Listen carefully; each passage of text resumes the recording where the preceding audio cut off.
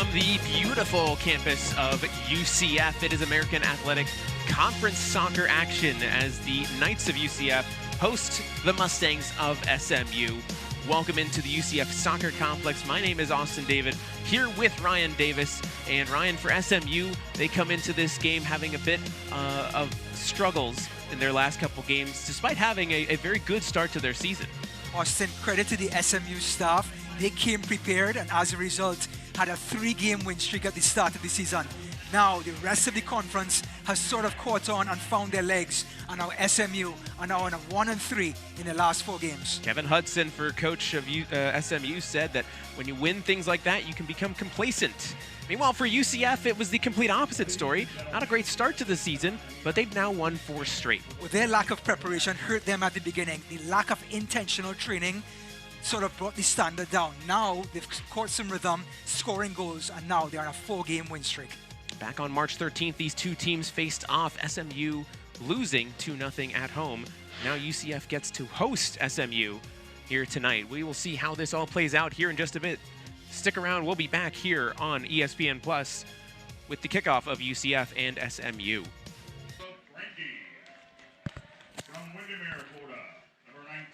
Back here at the UCF Soccer Complex as we take a look at SMU's starting keeper Cole Johnson, as well as their linchpin in the midfield, Skage Simonsen. Series history between these two teams runs really deep, especially the last couple years. It seems like every time there is a game that has huge implications, these two teams are a part of it. And not only that, but it seems like SMU really has UCF's number in elimination games. The last couple years, SMU has ended UCF's season. Coach Hudson and Coach Calabrese know each other so well, Austin, that tonight's matchup and all the history in the previous years really does boil down to who can impart their own will and their own style of play tonight. And I think that's going to determine which way tonight's game is going to go. Now, the biggest thing is the series history between the two teams. SMU leads at 9 wins, 6 losses, and 5 draws. UCF here at home are 2-2-0. That's going to be a huge aspect of this game. Playing at home, playing in your own environment, and being able to play a team that you already know you can beat throughout this season at their house. Yes, I think that road win for UCF was so huge. It brought so much confidence to this group, and has now bled into the last couple of games, which has had a snowball effect.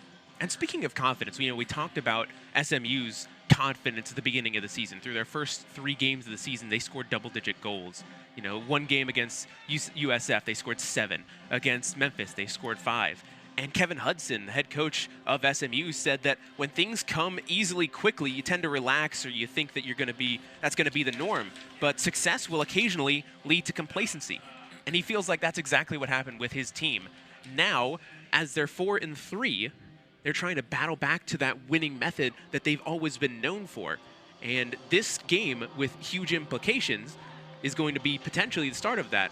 At least that's what Kevin Hudson hopes. You almost have to reinvent yourself in the middle of the season. Like you said, they started off great, got complacent, now have to dig themselves out of a hole. As SMU kicks off, we are underway here from the UCF Soccer Complex.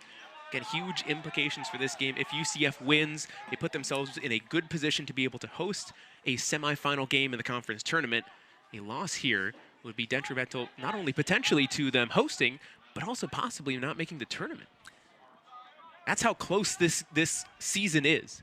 6 teams in the play, only 4 teams make the tournament, and any one of them could be anywhere when the season ends. I mean, usually you have some periods during the season where you can maybe make some mistakes, but with this shortened season, every game is almost like a final. As we see a long ball down the line, Andres Hernandez just heading it out of play. Wind is going to be a big factor in this one today. Any team going towards, well, the way that SMU is going right now is going to have a bit of an advantage because the wind will pick up and carry that ball any which way. Now Warrington, this weapon he has of throwing this ball is almost like a cross. Shane Warrington heads the ball in. It pops up. Yannick Odell tested very early as he's forced to just pop it over the bar. We've seen Warrington over the season use that throw to detrimental effects, and excellent save by Otel at the end. Timo Humrick on the far side with that last header. Now another corner coming It's Learman heading that, knocking it away, excuse me. Back in with SMU, however. Drive from distance, going to be knocked away, popped up in the air, and it carries Luca Dorado. It's going to fall underneath it, but it's an offside flag goes up, and it'll be UCF's ball. Let's take a moment here and talk about the starting lineup here. First for SMU, Cole Johnson in goal once again. In the back line, you have Timo Humrick, Brandon Tervega, Tobin Shanks, and Lane Warrington. In front of them, Noah Hilt and Knut Allender. Then Gabriel Costa, Skage Simonsen, Nick Taylor, and finally Papa Ndoye up front. As Costa goes down, and he will earn a free kick. Costa wearing the captain's armband today, as he usually does. Austin, so important in the first 15 minutes for this UCF team, not to concede goals, try to keep this score level so they can impart their will and their style of play on the game. And we talked about it a multitude of times on this broadcast. If UCF scores first within the first 15 minutes, they win. If they don't and they concede, they lose. That is exactly how it has happened every single game this year, except for the SMU game. And there's a header and an early goal for SMU. Just as we talk about conceding in the first 15 minutes, Papa Ndoye, with his 5th goal of the season, puts SMU up early. Well, this SMU team is notorious for scoring on set pieces. One of the keys to the game was for UCF to prevent goals on set pieces. And Papa Ndoye with an excellent header to finish off with, which was a peach of a cross to get the visitors on the scoreboard. Here's Costa, good deep ball right on the penalty spot, and the Senegalese gets up and just buries it. And like we said, UCF now has dug themselves a little bit of a hole where the visitors can now sit back a little bit and wait for the pressure. Bit of a Ronaldo celebration from Papa Ndoye. And we talked to Scott Calabrese just yesterday, and he said the best way to not allow SMU opportunities to score is to not foul. Don't foul. And guess what UCF just did? Now, meanwhile, SMU right back into it. Ndoye right to Yannick Odell. And it was almost 2-0 right off the bat. Well, I have to say, that was an excellent chance for Ndoye. The ball came right up on the penalty spot. It was clear and free. Just hit it straight to the keeper. SMU has really come out of the gates firing. You know, talking to both coaches, they were both very complimentary of each other. They've known each other for a long period of time over the last couple of years and know each other's playing styles. You know, with Scott Calabrese, he knows that Kevin Hudson is going to want his team to get out on the counterattack. And Kevin Hudson knows that Scott Calabrese is going to want his team to possess the ball and control the pace of the game. I mean, if you're SMU, this is the perfect start. I mean, the lack of confidence that was going through the team has just come off of their shoulders with that one goal. And now, like you said, the counterattack is now in play, as UCF, of course, are going to come forward trying looking for that equalizer. Again, now with SMU being up a goal, they're able to push forward down the line. Timo Humrick on the far side has it knocked out of play. It'll be a throw for SMU on the far side. Timo Humrick, that partnership with himself and Brandon Tervega for most of the season, just an excellent, versatile defender. Simonsen pops it up in the air. Costa tries to play it through. It's intercepted. It's Lizanis. Now for the senior Hot W. Berry. Luca Dorado tripped up, and Brandon Tervega wins the battle. Interesting that Luca Dorado got the start tonight. There's been an excellent competition between himself and Schmalbach all season long. The physical Schmalbach and the versatile Dorado. This ball is over top. SMU with another opportunity. Early ball in for Ndoye. He tries the one-timer, and it's just wide. Ndoye really confident in front of goal right now. It looks like he can score at any point. Looks like the service down the sides is Umrick again with that left foot. And look at the service on the ground, Austin, making it easy for the diminutive Senegalese to try and finish. As we talk about forwards, Papa Ndoye, the transfer into SMU, preseason Mackerman watch list. Definitely a player that has a very bright future, not only in college soccer, but possibly professional soccer. Seems to have all the tools, physicality, speed, and a good touch in front of goal. And we've talked about it. The hardest thing in soccer is to score goals. As silly as that sounds, it truly is. It really is. I mean, person on the field on the other end is trying to stop you from scoring, and you have to execute. Lizeness is taken down by Tervega. Looked like Tervega was just going for the ball, but clipped Lizeness. We take another look. A hard tackle in the middle of the field, sort of a statement sort of tackle by the number 5, Tervega.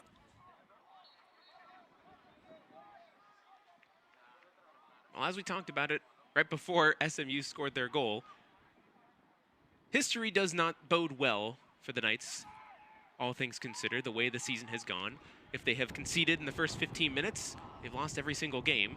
Not saying that that is the case today, but it certainly does not bode well. Good thing is there's a lot of game left. That's right. If you're going to concede early, right? I suppose so. Anderson Rosa now. Just talking about the win, you and I were standing on the rafters talking about it. Brandon Tervega just chipped that ball, and it went sailing over the UCF back line. Luckily, it just hit the Senegalese Ndoye's back. Again, long ball over top. Caleb Frankie underneath it. He'll just play it softly off for Yannick Odell. Pressure coming, and Odell able to get it away, at least for the moment. Gino Vivi underneath it. Soft touch. Anderson Rosa misplays it, but it's right back for UCF. Rosa again. Pressure coming again from SMU. Austin, Coach Hudson did talk about having pressure higher up the pitch, not allowing UCF the comfort to building that sort of rhythm and pinning SMU back. So that pressure is there for a reason, just to throw the Knights off of the game. Again, another turnover. Simonsen plays it off for Costa. Costa tries to find Ndoye again. That is right back for Odell. And again, speaking of Kevin Hudson, what he talked about, and I asked him, what was something that you feel like your team needed to be better at in the last time these two teams faced each other? And one of the things he said, like you mentioned, was pressure on the ball earlier and higher up the field, but also the fact that UCF got so much on the flanks through Hata Buberry and Gino Vivi. And because those guys are their playmakers, the big key for this game for SMU is going to be denying them the space and the time to be able to create for this UCF team. Correct. I mean, they're defensively, they're really going to hug the line and push Vivi and Dubari out as far as they possibly could. And also cut the head of the snake, stop the distribution right here, as you see Ndoye trying to pressure the ball. Jonas Learman plays it forward. Mauricio Villalobos plays it in for Barry. Barry drives forward. He's into the box. Ball is played forward, and it's off for Cole Johnson, as he's able to smother it. Well, remember Barry getting that opening goal against SMU a couple of weeks ago. His confidence has risen to a whole new level, and the Knights are going to be relying on him tonight to bail them out. Gino Vivi intercepts, plays it off for Villalobos. Now with Lizeness. Rosa. You see the immediate pressure coming from SMU. Ball is turned over Warrington. Now with Lizeness, as he plays it to no one in particular. It's Costa now in the middle of the park. Plays it off for Ndoye. Learman able to shield it away. Just knocks it off from Mauricio Villalobos. Interesting to see Costa and how the SMU players run around him. When the little Brazilian gets the ball, they're so attentive to make runs for him because he's so good in creating space for others. Lizeness now drop back a little bit to receive the ball. Try and get something going for the Knights. Again, SMU with really good spacing here, just denying a lot of passing lanes here for the Knights. As you saw, Yannick Odell just came all the way out of his goal to try and get something going as Anderson Rosa. Well, we talked about intentional training before for UCF. It looks like SMU have done their homework and are definitely executing here in the first 10 minutes. Again, this coaching staff for SMU demands so much, considering the history that they have had, the winning culture that they have created. To be 4-3 is almost unacceptable for them. And Coach Hudson, that no-nonsense approach sort of plays into that. And these SMU players know exactly where they stand with him and what is expected of them. As we see Luca Dorado pressuring. We mentioned it a little bit before, but the battle between Luca Dorado and Jonas Schmalbach up top, as of right now, UCF has not had a striker that has actually scored a goal, which is something unique for UCF, especially because, well, just last year, by last year I mean 2019, they had Cal Jennings. There is no replacing a guy like Cal Jennings. He is, as Scott Calabrese said, a coach's dream for not only being able to score goals, but having that winning mentality. Ball's off for Endoy. It's headed down. Simonsen plays it off for Nick Taylor. Taylor scuffs the cross. What a great build-up by SMU. Simonsen just showing that touch on the ball and that vision just to lay it off. But going back to the UCF striker situation, you know, we take for granted scoring goals. It really is the hardest thing to do, like we talked about. Now, let's talk a little bit about Barry and Gino Vivi. They have picked up the slack and created from the wings in getting goals and creating chances. So it's up to the UCF center forwards to make those tireless runs to create space for Vivi and Barry to create havoc. And that's kind of why I was surprised that Coach Calabrese went with Luca Dorado today, considering the skill set of Jonas Schmalbach. He's one of those guys that presses and is able to cut off angles. And, you know, Luca, he's a different kind of player. He's more mobile, more powerful. But it seems like this kind of game would almost ask for a guy like Jonas Schmalbach. Again, another lazy pass and turnover from the Knights. It's Costa now on the side. Going against Learman, as Learman plays it well, but is at the very least able to knock it out. Another corner coming for the Mustangs. Well, during that slump that UCF had, it was these sort of mistakes that Coach Calabrese talked about, meaningless mistakes that cause havoc on the next end as we see the counter-attack with Costa closing in and Learman making up for that mistake at the end, just touching it out of bounds for a corner. We'll put it to you this way, Ryan. When was the last time that UCF was actually down in the first 15 minutes? Exactly 4 games ago. Sorry, 5 games ago, when they lost their last game. This ball's popped up, another corner coming for the Mustangs. But again, that is worth mentioning because UCF has been able to dominate those last 4 games, considering that they have gotten the lead and been able to play their game. Now, they're at the wheel of SMU. It's Costa, another good ball in, headed away by Andres Hernandez. Now counterattack opportunity here for the Knights as Gino Vivi has Hata Buberry running to his left. Luca Dorado as well. He gets it off for Hata. Hata on the run. He fires it over for Dorado and he misses the sitter. Oh no. Offside flag goes up nonetheless. Hata Buberry, that first touch was magical. Got him right into the box. Here it is again. Vivi, look at his first touch. Right there, takes him right in on goal, but then looks to pass the ball to Dorado. You have to try to finish. He's in on goal, just one-on-one with the keeper. Cannot look to pass in that instance. And again, you ask questions a little bit about the confidence, even if it is offside. You always want to see the ball go in the back of the net. Correct, Austin. It's almost visual for the player to get that ball into the net. One of the more famous players that has had some trouble scoring goals lately, Timo Werner for Chelsea. That's right. As a Chelsea fan, it is very hard. Oh no, Anderson Rosa plays it back. And Yannick Odell confident with that little ball backwards. Scary scenario here for the Knights. Gino Vivi asking for a foul, none given. Simonsen now, against 4 Knights, somehow finds his way out of it.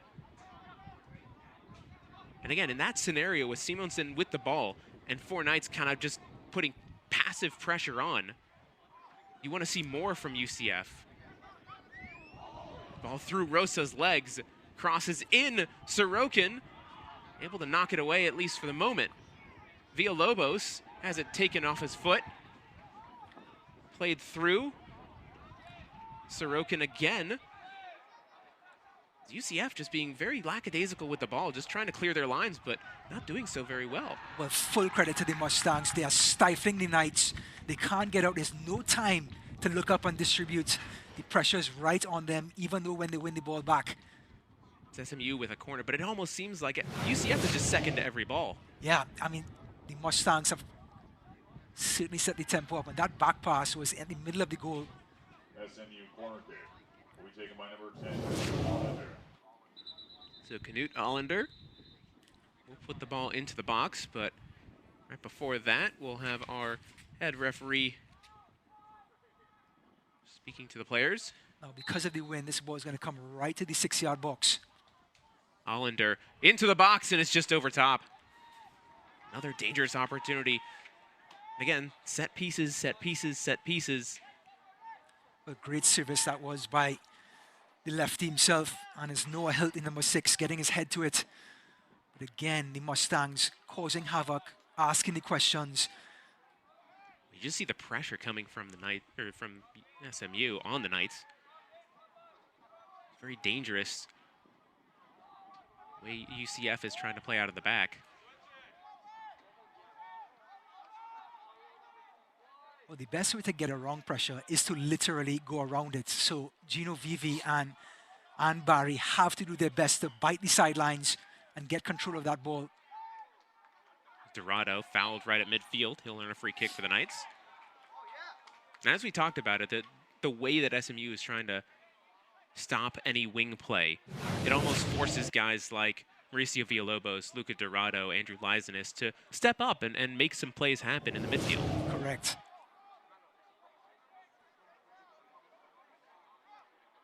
Learmount plays it through. Caleb Frankie with a good pass back. Frankie now will get it into the box. Dorado tries to get to it. He goes down, no foul called, and SMU escape. That was a peach of a tackle by Tobin Shanks. Everyone was beaten. Luca Dorado was in on goal. And what a tackle. Here's Lizanis now. Lizanis on his right foot. It's chipped over top off a deflection, and it goes out for a corner. Great little ball by Lizanis. Good composure as well from the young midfielder. Well, the number 19 has been impressing all season long. Gets a ball in a tight spot, gets the shot off, but the Mustangs again just get a foot to it. And Andrew Lizanis, the redshirt freshman from Olympia, is really coming to his own. That ball goes out of play. Another corner coming for the Knights. Now, just like the Mustangs have the wind with them with the corners, Gino Vivi is kicking against the wind here. He's going to have to put a lot of mustard behind this to get it to the penalty spot. As Vivi now puts the ball into the box. It's low, popped up by Papa. It's Frankie now off for Barry. Barry's cross is blocked. Caleb Frankie able to get to it and manages to keep it in play. And it forces UCF all the way back to Yannick Odell. Good composure by Frankie. He had the pressure, and you know he has a great keeper with great feet. So a lot of confidence just playing the ball back to Odell. And again, with Caleb Frankie, he was one of those guys that transferred in very late into the game. Was only announced literally 2 weeks before the season even started. Lenny Sidolit was actually the starting right back for the first game of the season, but then got injured and forced Frankie into that right back role, and he's locked it down ever since. And you love to see players do that, sort of play out of position, but when they get the opportunity, they take it and they grab it by the horns. It's Hata Buberry now with numbers going forward for UCF. Overlapping run. As Villalobos gets past one, knocked down, and it will be a corner for the Knights. Well, there's that. Not sure there was too much there in that tackle, though. Where's that wing play again? Barry causing havoc. I mean, creating so much attention. Villalobos, one of those players that can take players on. He did just that. But good mopping up there by Noah Hilt. Lizanis will take it. Again, great job by Villalobos taking on Brandon Tervega, who was drafted in MLS Super Draft. Ball is into the area, knocked away. Rosa just plays it back. So many numbers forward for the Knights. Can be very dangerous on set pieces, leaving so many numbers forward. It's Odell. Looks long. And that one will die right in front of the sideline, but knocked out of play by Humrick, you know, off of a deflection. Because of the win factor, you just want to see on those corners to have a defender just sit on the half line, because any daylight at all for SMU, one chip over the top, and that ball is going to go sailing over the defense. Learman heads it up. Hernandez heads it up. Frankie unable to keep it in. It'll be a throw coming for SMU on the far sideline. Well, Austin, just to recap the opening 20 minutes, SMU Mustangs have done everything right in pressuring this UCF team and knocking the confidence out of them and really willing their way into a very sort of favorable part of the match for for the Mustangs. With 24 minutes left in this first half, I think the biggest thing right now is for UCF to hang on, try and get to the locker room and reconvene and figure out how they're going to best attack this situation. Good quick play here from the Knights, but again, unable to get anything going in close quarters. You just see that magical footwork by Sorokin again, just getting himself out of trouble. 2 players on him, no problem. Learmont has his pass deflected. Still gets to Luca Dorado, now out wide for Atta Buberry. There is Atta, step over, knocked away. Lysanis picks it back up and gets it out wide. Learmont switches over. Rosa, off for Vivi. Vivi back for Rosa. Anderson Rosa plays it for Dorado. Dorado tries the shot and maybe could have done a little bit better with that one, Luca Dorado. SMU are so mindful of Rosa overlapping that they actually give him the channel on the inside. Comes on the inside, finds Dorado. Here it is again. He comes on the inside, finds Dorado. Good change, good turn. Just couldn't get the power on the kick. And scoring goals is all about technique, and technique is needed in that part of the field. Considering how far Luca Dorado was, to try and turn and fire in that fashion, is very, very hard to do. Hernandez, Lysanis underneath, heads it down. Dorado chases and wins the ball back. No foul called. Off for Atta Buberry now. Atta plays it off. Gino Vivi, top of the box.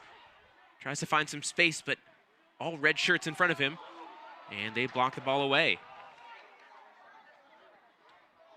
Ball from Rosa. Berry now, still in the box.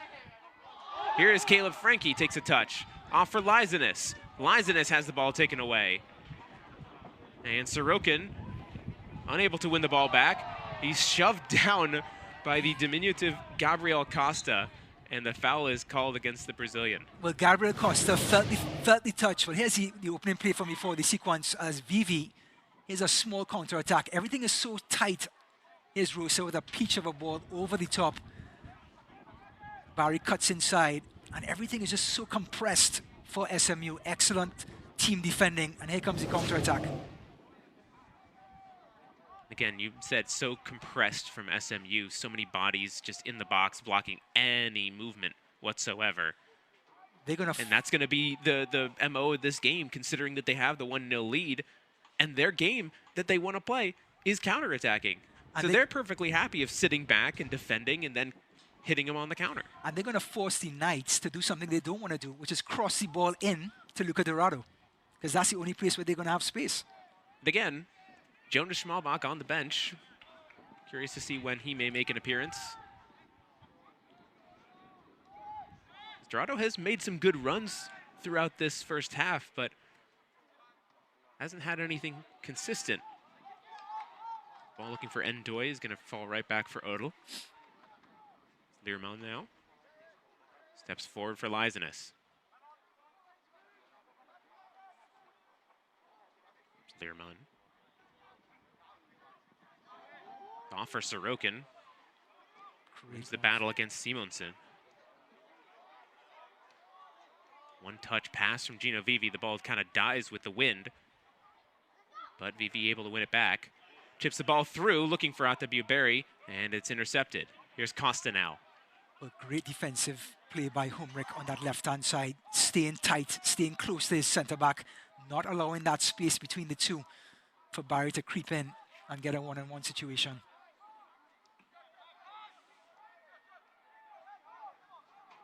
Hilt now. Played through for Costa. It's Costa now out wide for Humrick. Timo looking for Ndoye. And it's going to come right for Yannick Odell. Well, Ndoye is playing with the confidence of a superstar. He's begging for the ball with 2 center-backs around him. He just wants any sort of daylight, and he's going to finish. It's again the pace and the power from Papa Ndoye. Definitely see a future in the pro game for him. And getting that early goal too. I mean, confidence does so much for everybody, but not so much more than for a striker. Good little dummy run here from Montebuberry, getting it off for Caleb Frankie. Caleb now into the box. Caleb shoots, and it just goes wide. Good effort from Caleb Frankie, but it looks like it took a deflection. So another corner coming for the Knights. Well, as that press comes and the wingers come to get the ball, they get to flick it back on for the overlapping wingbacks. And there's Frankie's shot just going wide. But excellent sequence for the UCF Knights to get past that press. Again, good defense from SMU, just putting a body in front. Here's Vivi's ball into the box. It's loose still. Barry takes the shot, and it goes wide again. Out for a goal kick. And it seems like every shot that UCF has had has hit the exact same point away from goal. If you take another look at that, it is actually a really good chance. It drops for Barry's left foot just outside the 6-yard box. Here it is again. A header by Simonson. It falls on Barry's left foot. Just a lot of traffic there. Couldn't get a good shot. You had Noah Hilt covering the back post as well.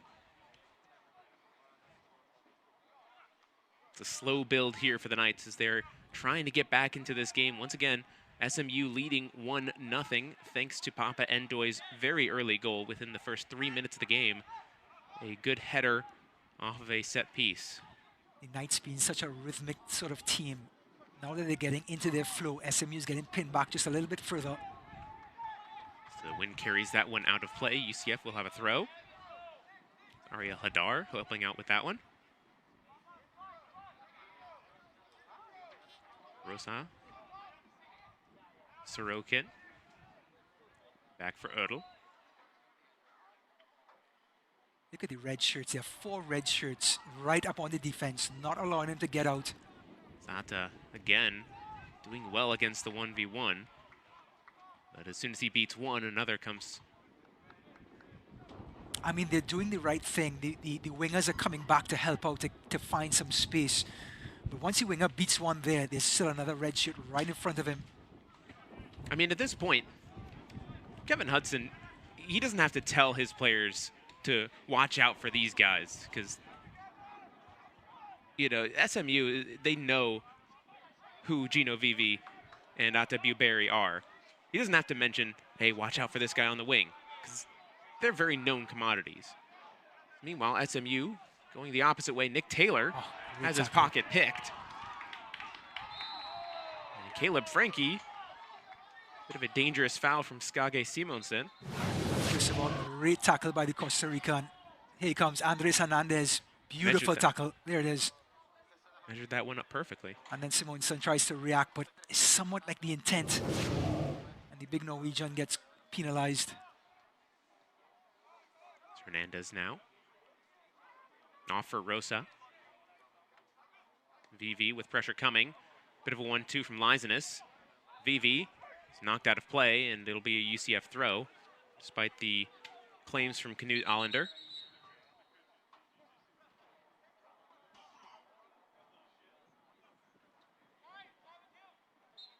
"15 minutes to go in this first half.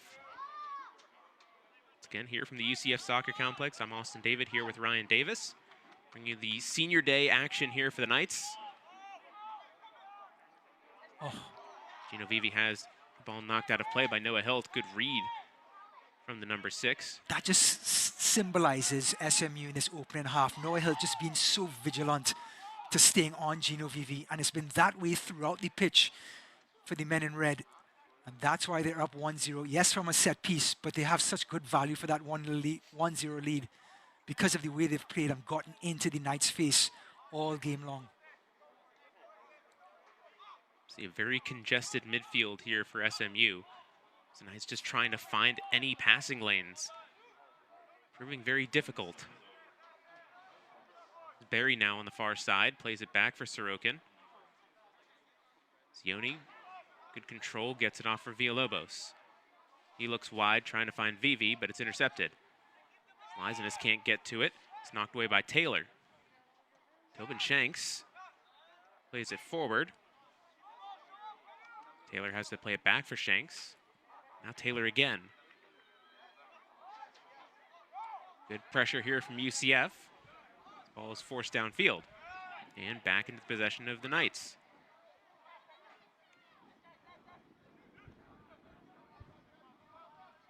Costa has it taken away, at least for the moment. Barry off for Dorado. And Dorado gets it off wide. Barry now tries to put a move past his defender. And a great job by Timo Humrick. Once again, shutting down AW Barry. Well, sometimes the best attack can be defense, and that's defending high up the pitch. And the Knights have been pressuring high, disrupting this SMU team, and that's why they're causing a little bit of havoc. But this SMU backline has been so disciplined in staying in front of their man and staying compressed, not allowing any space in between the center backs and the wing backs. So it looks like we'll have our first sub of the game coming in here for SMU in just a moment. Ball's in the midfield now, getting from Noah Hilt. It'll be Harvey Castro coming in for the Mustangs. Next dead ball. Freshman midfielder. And that one, not the greatest of crosses from Lane Warrington. I'm sure he'll want that one back. And the crowd lets him know that that wasn't very good.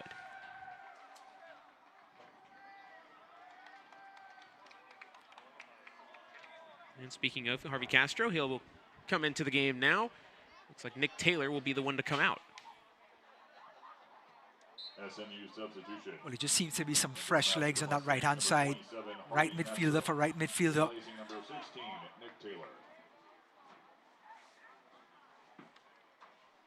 Castro, an All-American in high school. He's gotten some playing time here for the Mustangs as a freshman.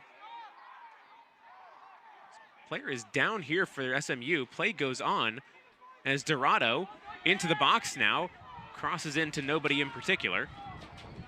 And now the ball is knocked away. Now we'll have a stoppage in play finally. As I believe it's Skage Simonsen who's on the far side, just down on the ground. Not sure what happened there. Papa enjoys definitely having his seat in the center circle. Simonsen is back up and moving. It looked like it was Yoni Sorokin who just kind of knocked into him a little bit. It seemed inadvertent. Both players had their eyes on the ball. So Skage Simonsen is actually going to come out now. And Wyatt Priest is going to come in. Well, if you're a UCF Knight, you're going to be happy to see the back of... Or maybe not. Looks like Skage is just going to come out for a moment since he was injured and then come right back on. We'll see who Wyatt Priest ends up replacing when he actually comes in.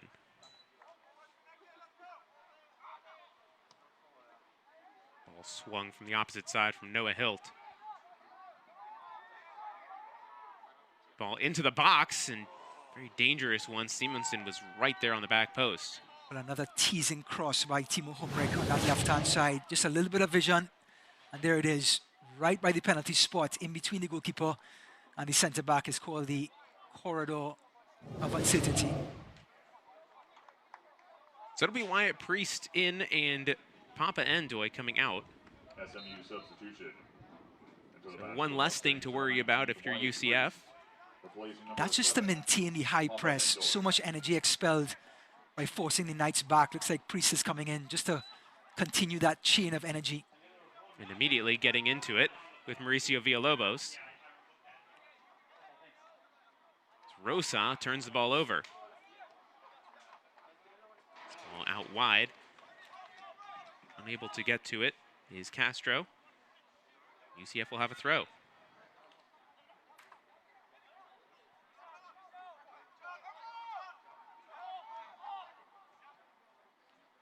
Hernandez plays it back. Odell. Down the line looking for AW Barry. Frankie intercepts for the moment. Here's Simonsen now with numbers forward. Skage plays it out wide. And the shot from just inside the box. Ripped over top. Austin, we cannot downplay the win factor more than we can. That ball by Otel was easily picked off. And there's the shot by Umrick. The ball came back in such a hurry because that ball just hung up in the air for the centre-back to win the header to create the counter-attack. And again, we'll see what changes in the second half because then it'll be UCF with the advantage when it comes to the wind. But for right now, the Mustangs taking advantage of these little gusts As you see, Yannick Odell trying to play a low ball so it doesn't get caught up in the wind. Worked out this time. Gino Vivi with a great turn. Looking for Atta finds him. Frankie with the overlapping run. Here's Atta, finds Frankie. Ball into the box. Lizanis is there. He can't finish it. Villalobos now with it. Top of the box. 1-2 with Vivi. Crosses into the box. No one able to get there. Atta Buberry now back with it. Frankie overlapping for Atta. Atta into the box with a step over. Step over again. He falls down and it's out of play for a goal kick. Well, give UCF credit. They're asking questions. The 1-2 ball comes across the penalty spot.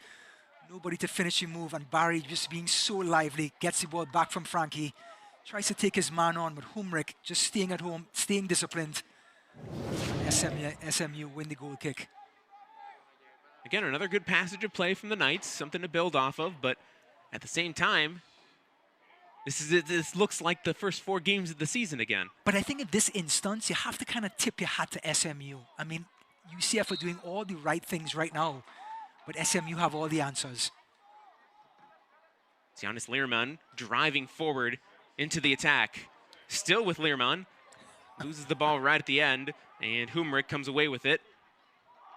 Great job. Again, Giannis Learman staying with the play and winning the ball back for the Knights. One of those marauding runs by the center back, and he actually wins it back with a slide tackle. You can't stop him. You can only hope to contain him. Lizanis goes down. No foul called. Sorokin plays the ball well. At least for the moment. It's Costa now on the far side. Break here coming for SMU. Here's Castro. RB Castro looking for options. Oh. Chips it over top. Simonson able to run on it, but Yannick Odell is able to get to it. Oh, look at that. Look at that goal kick. I mean, it just hung up in the air to the point where SMU can just control the ball in the center circle. Just so happened that the gusts hit as soon as Odell put the ball into the air. There's no chance for Odell to distribute in this half. None whatsoever. And the Knights are feeling it. Vivi plays it off. And this is what the red team wants now. As soon as you get pinned back here, you can't go long because of the wind. So you have to try and play your way out of it, which of course can be very dangerous. Forces you to play on the ground. And considering that SMU is trying to stop any wing play, really limits your options if you're UCF. Lizanis trying to battle for it. Knut Allender gets it off. Here's Castro again. Intercepted by Rosa. Great job by Anderson, and he's going to earn the free kick. Now, at this point, you have to ask the question, why did you blow the free kick? Here it is again. He gets dispossessed, Castro, and he holds Rosa's shirt. That is an immediate yellow card. No questions asked. No yellows as of this moment shown to either team. And once again, SMU looking to make another substitution. It's Castro. Plays it off. Costa. Allender. Tervega. Shanks now. Long ball. It's going to go right out of play. So 2 substitutions coming for SMU. It'll be Henry Smith Hasty coming for Skage Simonsen. And then Luke Thompson for Gabriel Costa. So a number of substitutions. UCF may look to try and take advantage of some of the newer players. Substitutions. Into the match for the Mustangs, number 21, Henry Smith Hasty. Replacing number 23, Skage Simonson. Also into the match for SMU, number 17, Luke Thompson. Here's Caleb Frankie now, trying to thread a ball through, and that one gets all the way through for Cole Johnson. At this point in the game, with 5 minutes to go, the Knights just have to be patient and stick with what they were doing best, playing the ball to Vivi and Barry and have them create with players coming around them to get past this press. Can't afford to be lackadaisical in the midfield and give away balls.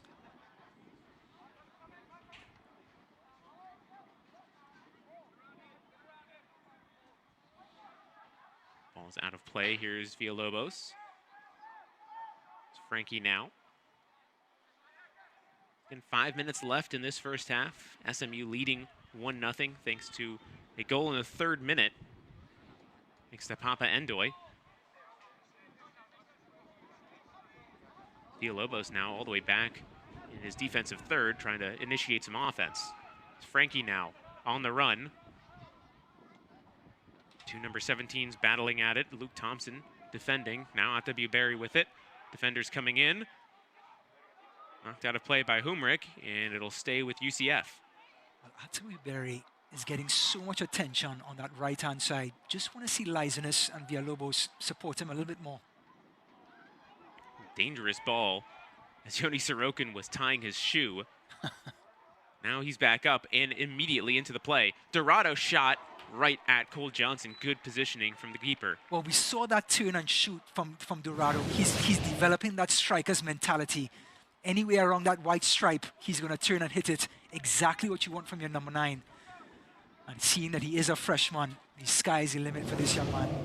Well, the last time he hit it, it went wide. This time, it was straight at the goalkeeper. So you want to think the third time, it'll find that nice little bottom right corner. What Coach Calabrese will want to see is that he has that mindset to take that shot as long as he's in and around that center box, that 18-yard box. It's been interesting to see that UCF has not made any substitutions to try and get a different look offensively. It's Rosa, plays it. Vivi with the back heel. Villalobos plays it off for Rosa. Great little combination here. Vivi knocked away. Wow. Great combination right there. Fantastic sequence. Unfortunate they couldn't get anything out of it. It just broke up by some unlucky play at the end. It's Castro underneath it, battling with Lizinus. Castro wins the ball. Allender. Now Castro again. Defended by Hernandez. Ball's played right into the feet of Lizinus. No SMU player was there at the edge of the box. Villalobos now cuts it back. 3 SMU players right around him. Somehow still with it. And it's out of play. Here's that flick on by Gino Vivi. And the ball through the legs from Villalobos. Vivi tries to play, but excellent tackle. And that touch by the number 14 Warrington was what broke it up.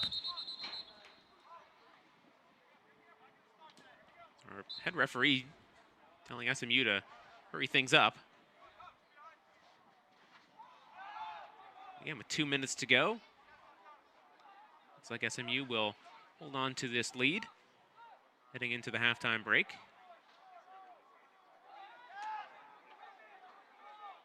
VV pressuring, knocking the ball away from Tobin Shanks, at least for the moment. Ball down the line, popped up in the air, and Lizinus underneath it, can't win it, and in fact will commit the foul. Sorry, guys.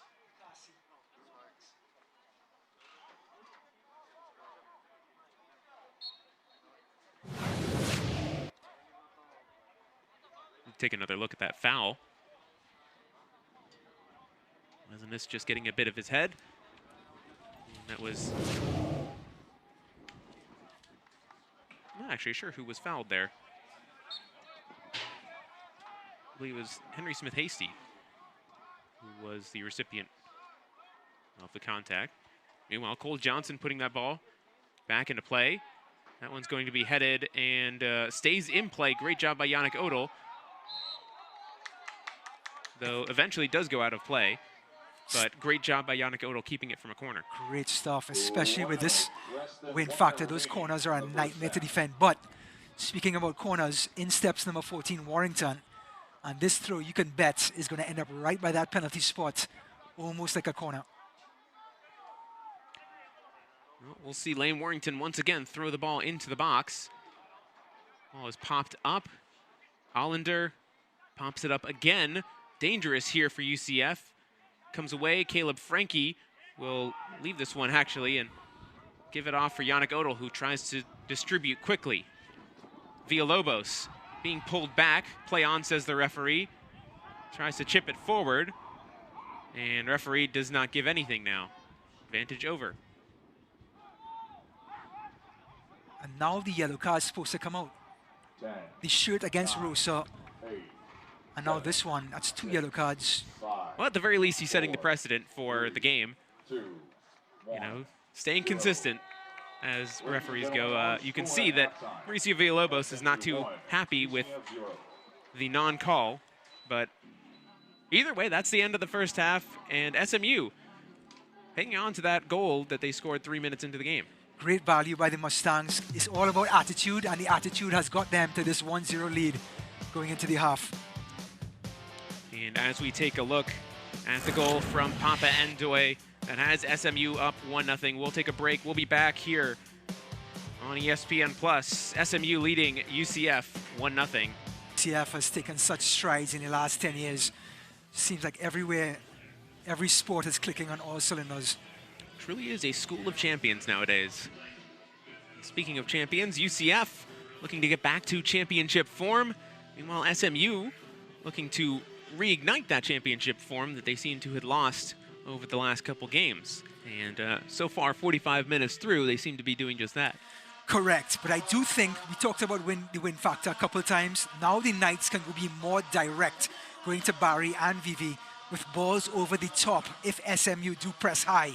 Before they couldn't do that because the wind just held it up and the center back just intercepted, and the Mustangs were right back into the Knights box. But I think with the wind factor, things will change, and you'll see the Knights be a lot more aggressive in their press as well, as the Mustangs have to play out of that wind.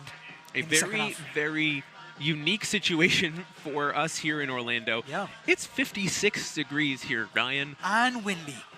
And by Sunday, it'll be back into the 80s. Everybody pray for us. It's 57 and windy in Orlando. We don't know if we're going to make it. 10 to 15 mile per hour winds according to the forecasts.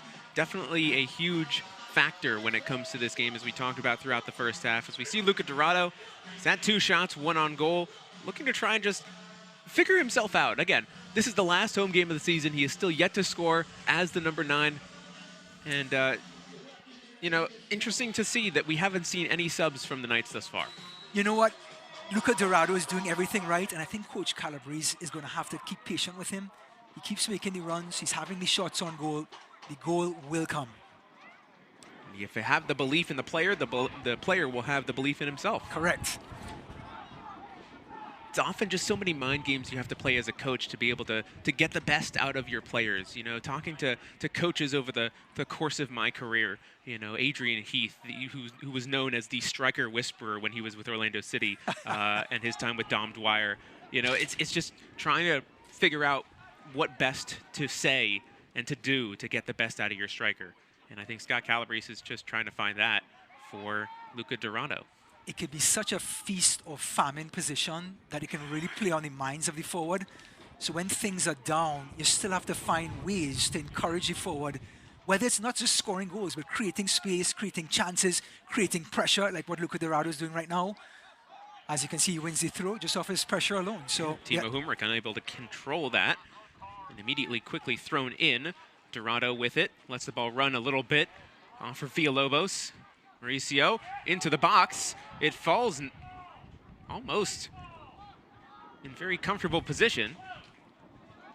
UCF able to maintain possession at the very least, but kind of an interesting ball there at the very end of the play. Well, you can see the intent already by the Knights, being aggressive, coming down on the wings where there is some space now. Ball for Lizenus. Back for Atta Buberry. Rosa now on the far side. Off for Andrew, who plays it back for Atta.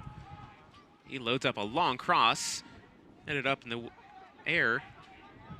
And underneath it is Costa. Tervega had the initial header on it.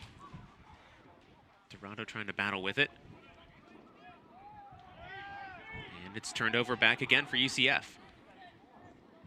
We talked a little bit about how the locker room talk would affect this UCF team, and it looks like they've really come out of the gates trying to win this ball back as much as possible and trying to control the tempo as they're usually able to. Well, SMU showed them how far attitude can take you and effort. So I think the riot act was read to them in the locker room that they have to match that intensity in order to get back in the game. even if you can't create something in the offensive third, you can create chances off of intensity and effort.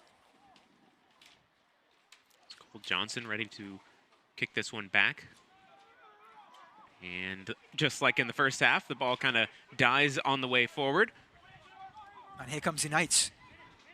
Vivi underneath it, able to control, takes it out wide, fakes the cross, and loses the ball off his back leg and out of play for a goal kick.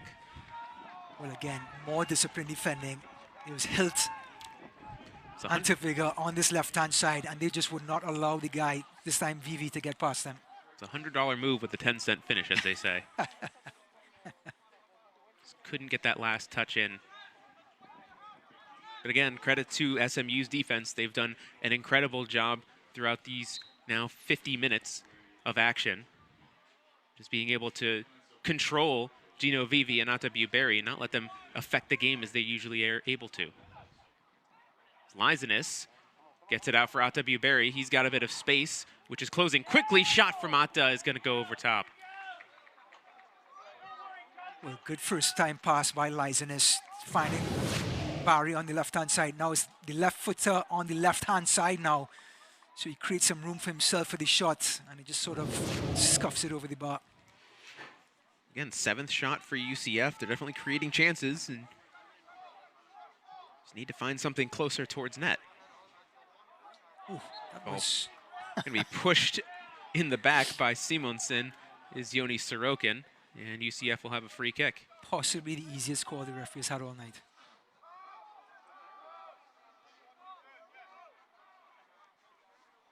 Learmont now steps in, and very careless pass. Luckily, Yoni Sorokin able to win it back, at least for the moment.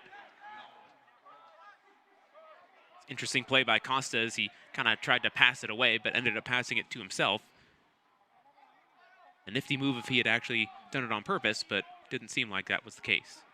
You know, another one of those moves by Learmont where he comes forward with the ball, but he just can't afford to give it away, being the center back. Turned over here, Lizanis gets it up for Dorado. He can't control it. It's loose in the midfield. Vivi can't get to it, and it'll fall for Humrick on the near side. Humrick gets off for Hilt. Here is Hilt into Costa. We'll just play it back for Tervega. The interesting story with Tervega, you know, he was drafted in the 3rd round of the MLS Super Draft, decided to stay here for the year and will eventually join the Houston Dynamo, potentially, or will maybe go to a USL club. Also the member of the US U19 team, had 2 assists against El Salvador. It's good to have an international caliber player on the field. Absolutely. And speaking of the 2021 MLS Super Draft, Nicky Hernandez drafted 15th overall by FC Dallas. We'll get back to that. Dorado turns and fires, and that one will end up going out of play for a throw. Well, it's starting to pay off. The UCF Knights, here's Lizanis now into that space, puts the ball into Dorado's feet where he likes it. Again, great defending by the man himself, Tavega. It's the one back here again by Costa, but then loses possession. Here's Frankie for Lizanis. Andrew now plays it all the way back for Learmont. And Learmont just throws that one right out of play for a goal kick. The pass was so good, Austin, that it beat everybody. Right out of play. But back to SMU, we talked about Nicky Hernandez and Tervega. Taylor Maples was also drafted in the 3rd round by TFC Toronto. He's actually in camp with them as of right now in preseason. Interesting story with Maples is that he actually had an injury, didn't end up playing any of last year, but was still drafted based on his previous talent alone, and able to make a run at the MLS side. I think that was such a big part that Coach Hudson didn't want to talk about too much, but they did so well in their preparation for this season that they started off well. When everyone found their footing, Ball over top looking for Barry, and will end up going out of play for a goal kick. But when everyone found their footing, those absentees really started to hurt SMU. You know what I mean? Everybody sort of found their way into the season and the water sort of evened off. I think that started to hurt SMU, where they had to start to reinvent themselves again. Right. Well, with Nicky Hernandez, considering the player that he was for SMU, that's such a big loss. Much like with UCF losing Luis Perez. You know, he played all of one game in this season and is now with the Pittsburgh Riverhounds in the USL Championship. Yeah, and those are really impactful players. And Clermont. Such a plus to have a goalkeeper with great feet like Yannick Othel. Just takes the pressure out of the situation and gives the defense so much confidence to pass the ball around the back. Villalobos getting it off for Rosa. He'll drive forward, looking for options. Still with Rosa. That number is in the box. He plays it back for Atabiaberry. Villalobos now. Learmont. Sorokin. Frankie unable to get the head on that. And Costa unable to get the foot on it. So it's back for UCF's possession again. Well, Sorokin's flick on, he got too far under the ball and put it up towards Frankie's head when the flick on was supposed to be at his feet. Again, dangerous balls here for UCF. Papa Endoy is hunting, just putting on that pressure on the back line. Again, turned over by UCF, and Noah Hilt is fouled right in that midfield area. I mean, you talked about the passes in the back line with UCF Knights. I think it goes to be said of what happened in the UCF Knights beginning of their season. It took a while for them to get their stride and their rhythm with the style of play that they play. And those sort of passes would turn into turnovers, which resulted in goals. Now that they've found their rhythm and cohesiveness, I think the Knights team is so much better than it was, of course, in the opening 3 games. Throughout the park, not just in the defense, not just in the midfield, not just in the forward line, but throughout the entire 11. And it helps so much to be just playing together. I mean, this starting lineup has been the same starting lineup almost through the entire year, which not many teams have been able to say. Yeah. Costa has it knocked away. Caleb Frankie had the last touch on it. So it'll be a corner coming for SMU. Well, the little Brazilian is always going to be a handful on this left-hand side. So tricky, shifty. And now he kicks a mean dead ball. Had the assist on that first goal. Costa, the junior out of Rio de Janeiro. 11 assists in 2019. Continuing his fine form as a distributor. This ball is into the box. Headed down and eventually cleared by Sorokin. And now UCF have an opportunity to counter. Dorado, ball played a little bit behind him, and it's intercepted. Well said, Austin. That ball was played behind him, and it took the sting out of that counterattack. Better to play it in front of a player than behind him, even if it is a bit too far. Having to wait for a ball is just one of the worst things. Yeah, and it just takes the defender right back into the play. Especially when you're trying to counter as quick as possible. Meanwhile, Timo Humrick, ball early into the box, and it misses just about everybody and out of play for a goal kick, but a collision between Yannick Odell and Papa Endoy will be a talking point for a moment. Just want to go back to the Humrick here. I mean, another teasing cross. You give him room. Look at the ball right into the corridor of uncertainty. Did not look all that fun for Endoy as his knee kind of bent in a very awkward way when he collided with Yannick Odell in goal. So you see Endoy just stretching out.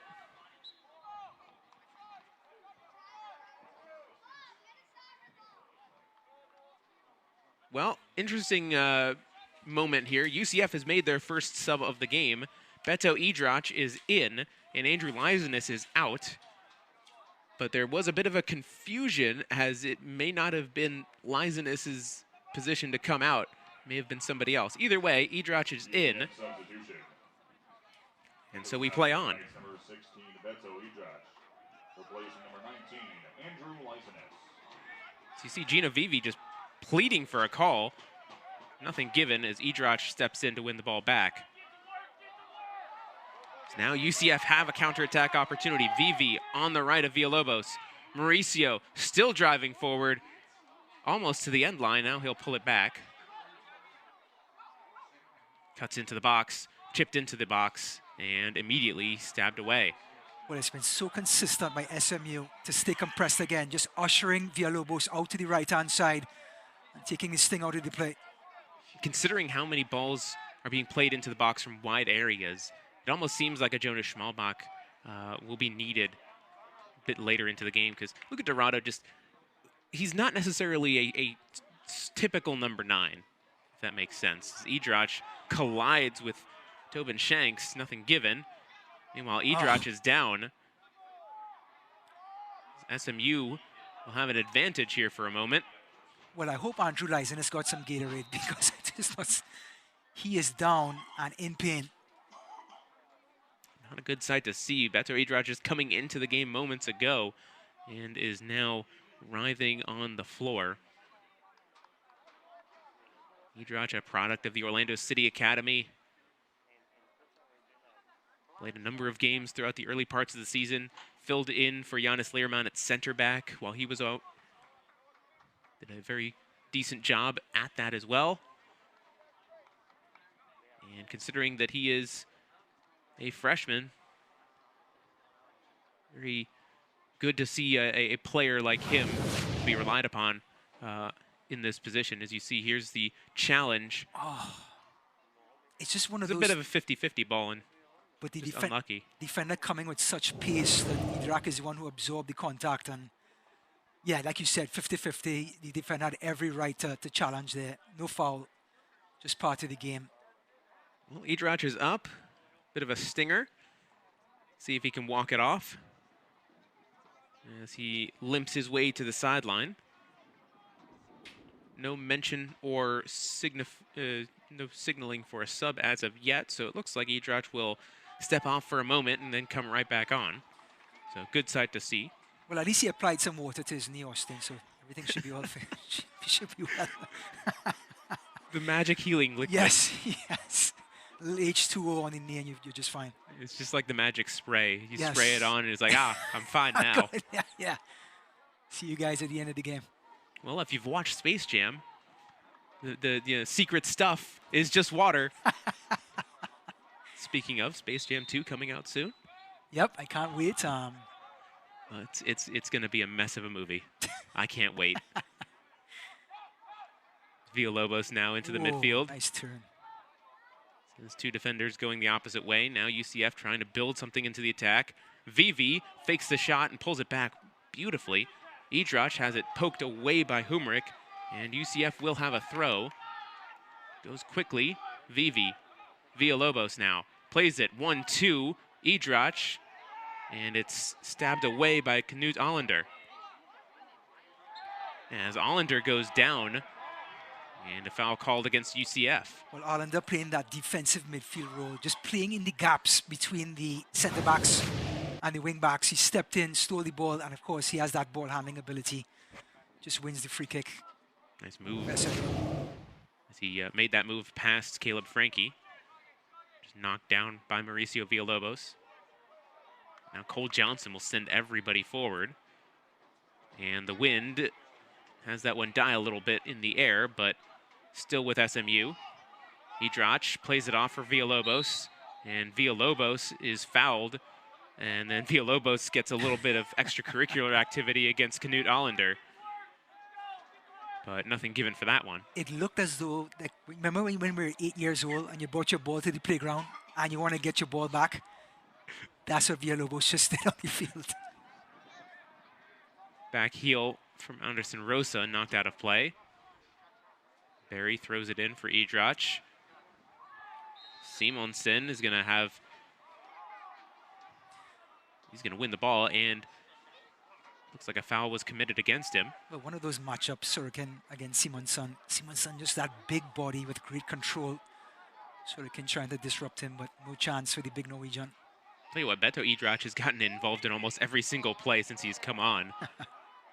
Won the ball back right there, at least for a moment. SMU back with it in their own defensive third.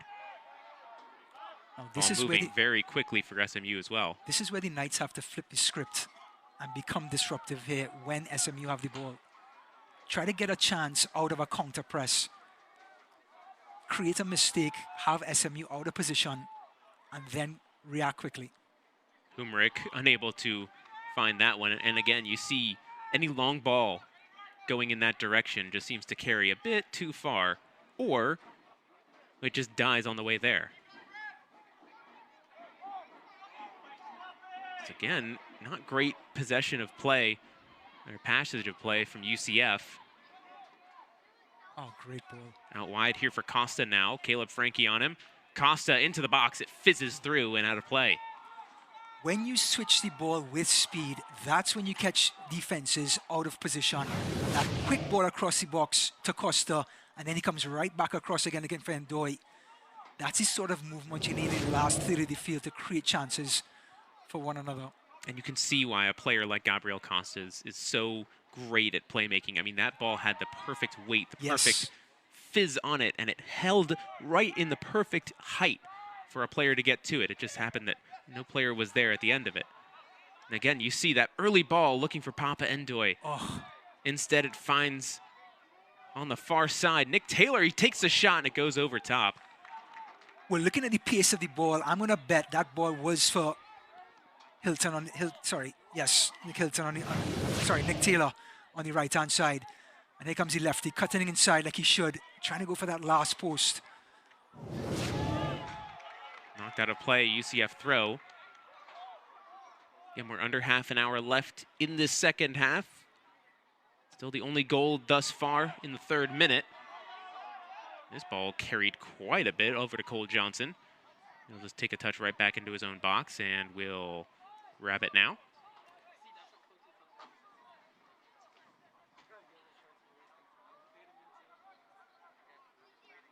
Shanks passes it forward and it's out of play. Not a great job by Lane Warrington keeping it up. And so UCF will have possession back. Well, we talk about the counter press, and we also talk about how good Vivian Barry are skillfully. Now, defensively, if you want to get a counter press going, those two wingers are going to have to close in and press hard. Here is Beto Idrach now. Plays it top of the box. Dorado takes a touch, takes a shot, and he buries it. Luca Dorado with his first goal as a Knight, and he ties the game at 1. Third time's the charm for Luca Dorado, as he had 2 shots in the first half where he turned and fired and missed. This time he finds the back of the net, and a huge goal for UCF. Keep making the runs, keep making the moves, and there's Dorado getting his reward. He's done everything right for the game so far and this season. His confidence in his coach has paid off, and the Brazilian is off the mark for his first goal for the UCF Knights and for his collegiate career. And what a finish on his weaker left foot, but you would never know because he has both feet. And guess what? Game on. It's a whole new game now with 26 minutes and change. SMU can ill afford to come in here and get a point. They needed all 3.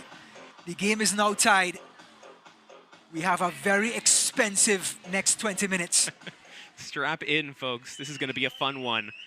As immediately SMU battling forward, Nick Taylor goes down, and that one's going to be an immediate corner coming for the Mustangs. Well, we see their intent. Going back to the 3-point scenario, they need those 3 points to get back in the discussion. The UCF goal scored by number 22, Luca Dorado, and assisted by number 16. Well, here we go. Knut Allender now will put the ball into the box, and hold on a second. Looks like we will have a quick word from our referee. UCF are desperate to defend this set piece here. Desperate. Allender, ball into the box, headed up, headed away, at least for the moment. Rosa challenging Allender. Allender chips it forward. Costa now with it. Costa drives it, and it goes wide. Well, we started the broadcast by saying goals change matches. Let's take a quick look now at the Knights. Let's see if they have a little bit more pep in their step, as you see Costa blazing one across the goal. He's going to do whatever he can to get this SMU team back on top. Well, considering now that it's 1-1, we'll see how the game changes for both sides. What's going on here? Referee is talking to Noah Hilt. Mark Kadlasic, our head referee, is having a conversation between Sorokin and Hilt. Not sure what the case was, but we continue on. It is a thankless job refereeing. Everyone is going to question every decision, as we see Coach Hudson asking the referee. Dorado, now with a goal under his belt, we'll see how the confidence continues. And he battles with Hilt. 50-50 chance goes the opposite way as Beto Idrach was running forward. But that's what you want out of your center forward, Austin. That pressure, that sort of attitude. And now he has that confidence under him, and he wants to get a hold of this ball again, Dorado. Tervega pressured. Simonsen now. And another foul in the midfield. Yoni Sorokin takes down Simonsen.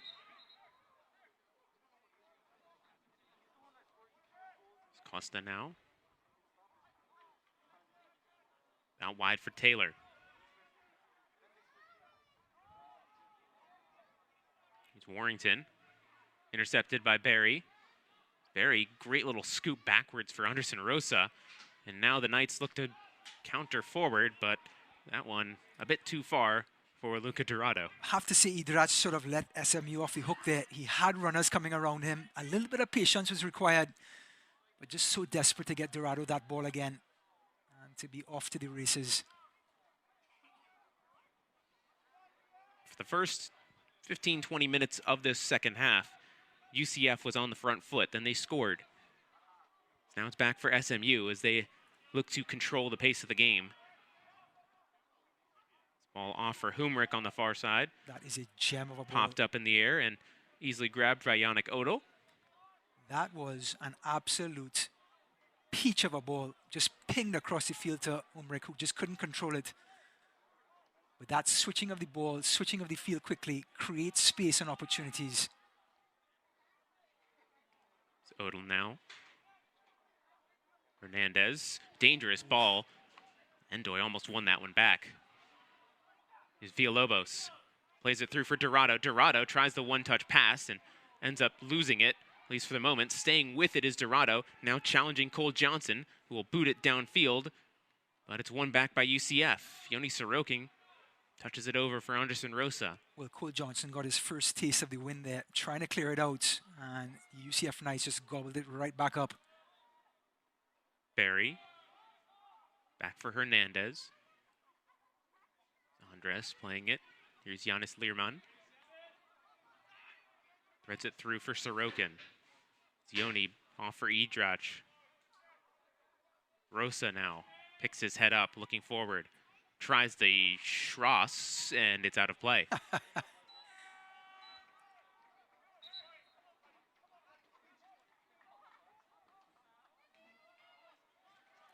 Well, let's take a look at the conference championship schedule. April 15th will be the semifinals. Who will play and who will host remains to be determined. So Wyatt Priest has come in, Papa Endoy has come out. Will be a different look for this SMU team, at least up front. Maybe not as much pressure. And again, like you said earlier, Endoy expels so much energy pressing as high and as frequent as he does. Correct, exactly that. And they just want to continue that chain. As Priest commits the foul. You know, just going back to the importance of that game, we just saw the schedule come up on the screen. And this game is so indicative of who can get that first or second spot to host that first semifinal. That's why there's so much emotion. Vivi barely able to keep that one in play as the coaches for SMU were asking for a turnover.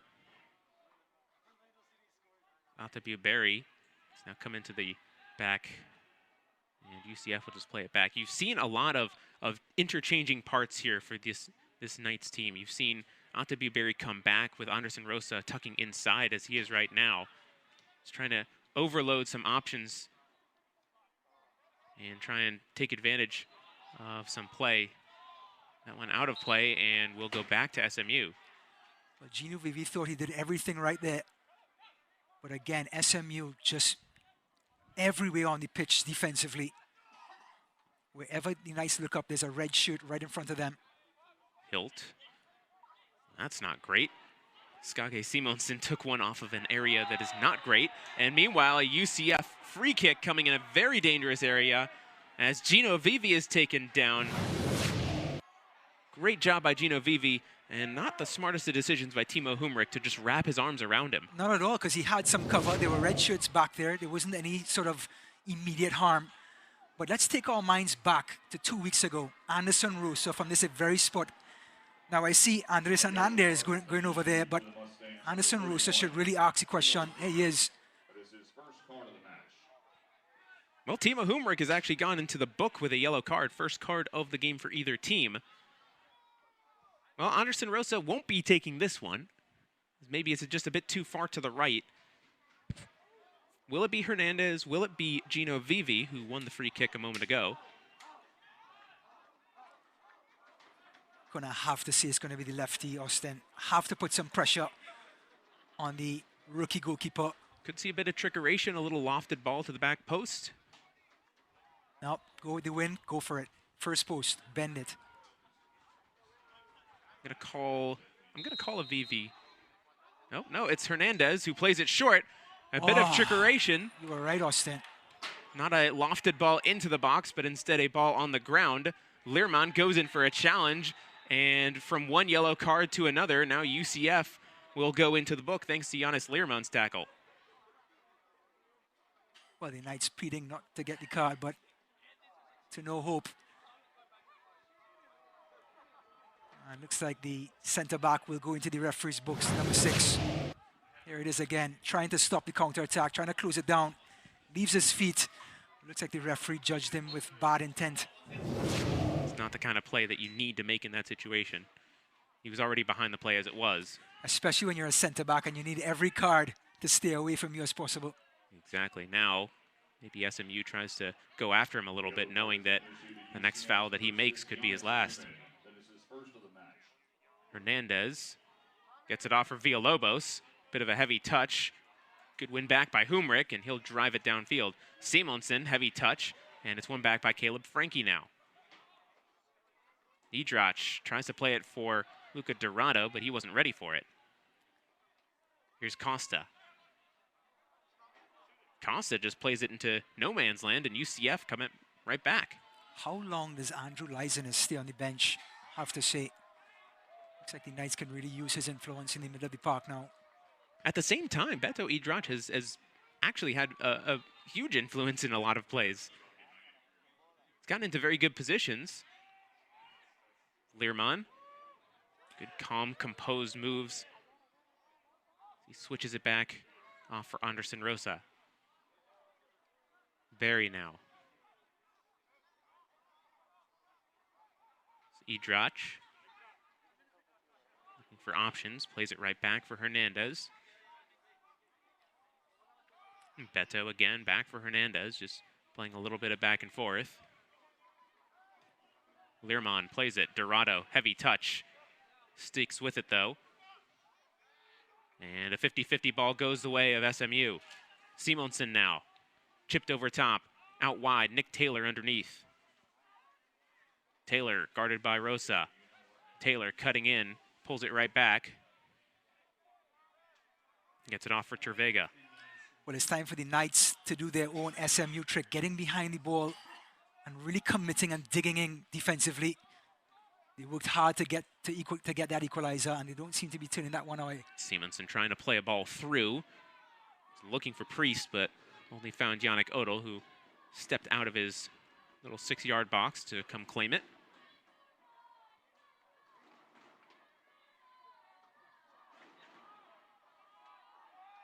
Now, if you're SMU and Coach Kevin Hudson, you're away from home. It's 1-1 with 18 minutes to go. Do you go for it here? Do you just try and send numbers forward? Do you try and press as high as possible over the last 15 minutes to try and take out a 2-1 win? Or do you try and play it a bit more methodical? Well, I think this team, after going 1-3 in their last 4 games, I think because they have such confidence in this game, in this 90 minutes, I think you kind of have to go for it. They have to get the 3 points to close the gap on UCF. Oh, great little 1-2 here. Atabiuberry battling on the far side with Warrington. Ball goes into the box, and it's headed up in the air by Humrick. Vivi able to control. Still with Gino Vivi, battling against Gabriel Costa. And that goes out of play for a corner. Great job by Gino Vivi against Gabriel Costa to win that one. Well, great example of Vivi's footwork. He was hounded, he was corralled into that corner flag and just tried to flick it up and bounce it off the defender's leg and won that corner. But it was Barry's speed on that left-hand side to hook it across the goal to create the corner. So we'll see some forward substitutions coming for both teams. We'll talk about that as soon as this corner kick is put into play. Andres Hernandez, center back, will put this one in. Lofted back post, punched away by Cole Johnson, and will stay in play and be cleared downfield. Well, not the most reliable punch, but a punch nonetheless by Cole Johnson. Rosa looking far post, and will just run out of play, trying to find Gino Vivi. Jonas Schmalbach, as we talked about before, brings very different aspect of things to the game. He'll come in for Luca Dorado, and then Papa Endoy will come back into the game, most likely for Wyatt Priest. Well, great substitutions here. I think Endoy can bring back that skill in the front line for SMU, and Dorado has expelled so much energy to get themselves back in the game, to get that goal. I think Schmalbach could come in here and bring some great energy and pace in the last 15 minutes of this game. Number 7, Papa Endoy, replacing number 23. So Wyatt Priest will actually stay into the game here. Skage Simonsen will get a bit of a breather. Into the match for your Knights, number 9, Jonas Schmalbach, replacing number 22, Luca Dorado. Ball put in by Cole Johnson, did not go as far as he wanted, much like many balls here on this night.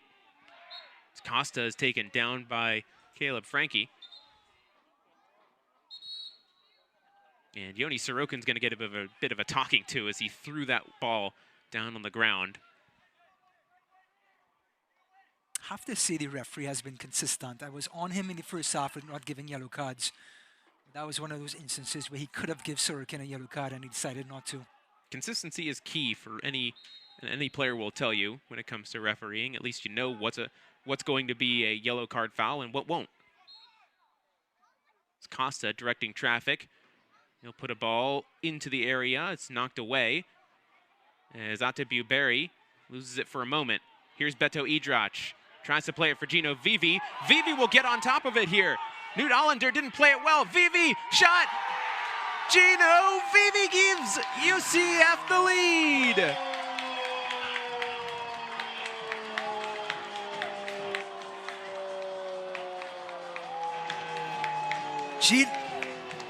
Gino Vivi at his best. The Costa Rican with some daylight. And it's 2-1 Knights.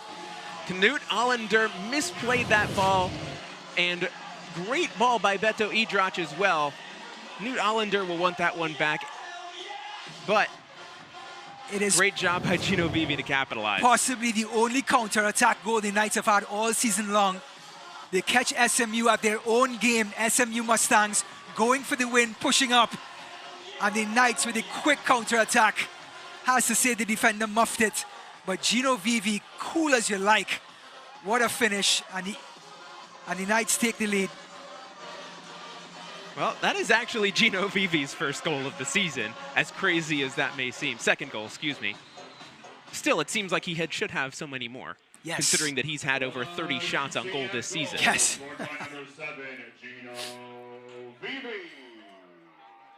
It is his first goal since the second game of the season, however. Immediately ball into the box, and Yannick Odell is right there to grab it.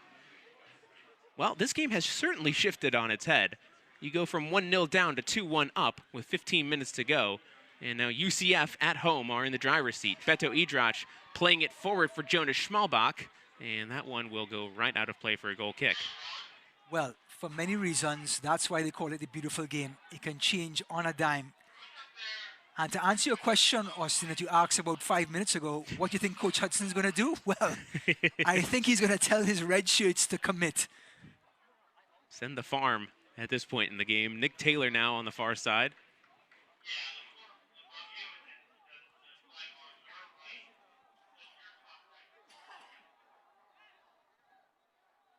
Into the midfield now. Allender put his hands up in frustration, trying to ask for players to move. Oh, Villalobos battling with Noah Hilt, or excuse me, Tervega.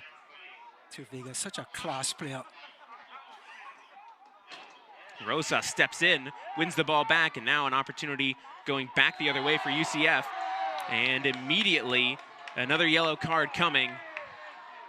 And this time it'll be for Nick Taylor. Well, what a plus to have your left back, Anderson Rosa, to have this kind of skill. Feels the contact, pulls it back, the old Cruyff turn. And Nick Taylor will have none of it. Goes into the referee's book. And yes, he does play left back, Anderson Rosa. Bit of frustration maybe falling into this SMU team. Odell boots that one downfield and right out of play. And it looks like Skage Simonsen will come right back in after getting a few minutes of rest. And he will replace Wyatt Priest. So back to the full starting 11 for the Mustangs. Well, as the jailbreak press comes forward, the Knights are going to have to look to Vivian Barry again to find some space on the wings.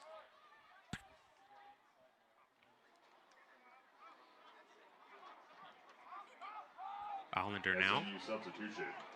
Switched over top for Tervega. VV pressuring. VV forcing the turnover. Villalobos now with Schmalbach.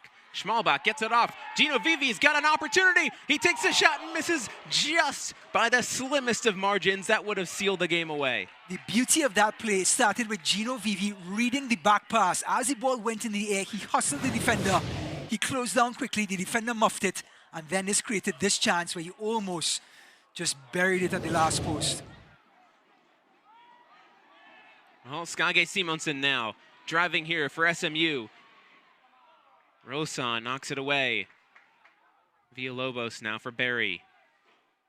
It's Rosa. Oh. Rosa has the ball turned over. Here's Papa Endoy. Endoy stucks with it. Now with Costa.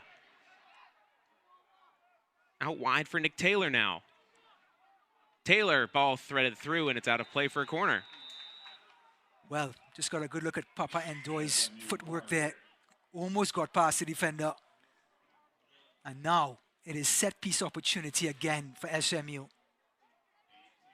It'll be Knut Allender as he looks to make up for his previous mistake that gave UCF the lead. The Knights only have Gino Vivi up by the center circle. Everybody else back into the box to defend. You're looking to cling to this 2-1 lead. You get the counterattack opportunity. Vivi is one of the faster players that you have on the field. A yellow card has been issued to UCF's number 8, Yoni Sorokin. Yoni Sorokin has gone into the books here, though I'm not sure for what. Looks like the referee's going to take his time and talk to the SMU coaching staff.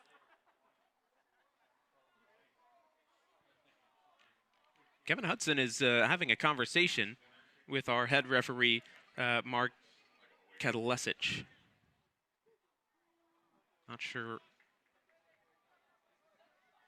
what exactly happened. Looks like he was saying that the first caution was for a previous foul, and then this yellow card was because of another one. Maybe it was... Maybe Coach Hudson is mixing up Yanis Lehrman with Sorokin. Because Lehrman got the yellow card where they're pointing in that direction about 15 minutes ago. And maybe he's thinking that was his second yellow. Very easily could have been, but... It has happened to commentators as well. Absolutely. Well, Knut Allender ready to put this one into the box. And it's popped up in the air. It's Yannick Odell. Great job claiming. And immediately, look at the distribution, Austin. As Gino Vivi is down, and it will be a foul committed by Nick Taylor. As he is beside himself, he can't believe it. What a great ball, by the way, from Yannick Odell, as you see here the foul. Nick Taylor again coming in two-footed. I mean, it was a legal challenge, but the intent was there. But we did not see the distribution by Oakland in the first half because of the wind. Now the second half, he has that luxury to spread the ball around the field. Giannis Lehrman almost gives the ball away here again. Idrach Schmalbach plays it a little bit behind. Barry now. Nick Taylor closes in and wins the ball back, or at least for the moment. Costa now back with it for SMU. As actually it'll be a foul on Gino Vivi. The intensity is incredible here coming down to the last 10 minutes. Both teams just stuck in on every tackle, every challenge. This is going to be a very frenetic last 10 minutes from both sides for sure. Taylor plays it back. Allender looks for options. Costa, who's snuck into the midfield, gets it out wide for Humrick. Timo Humrick into the box, poked away by Learmonth. Costa back with it. He tries the shot, and great positioning by Yannick Odell once again. You know, it's not easy. As Costa came across looking for that last post, it takes some sort of... You have to read the play, and he goes right across there and makes it look so easy. Again, long ball from Odell. It'll take a bounce. Humrick underneath it. And that one will run all the way out from one end of the field to the other. And we'll have a substitution. Harvey Castro, excuse me, will come into the game. And coming out will be, I believe it's Timo Humrick. Interesting substitution here, getting some more attacking options. I think that with this substitution, you're going to see a 3-back for SMU coming forward. Yeah, but I just love to see Humrick on that left-hand side with those crosses. He's the most dangerous player outside of maybe Endoy and Simonson. Simonson now. Intercepted by Vivi. The ball just stands still for a moment. Intercepted by Knut Allender. Ball played through. Here is an offside flag as Papa Endoy was through, but he was a step too far in front of the defense. Can we take a look at that again? The pass by Simonson was poetic. Look at this. Outside of the foot, around Yannis Learmonth. Offside, but wow. That was breathtaking. Well done by Yannick Odell, being as aggressive as he is.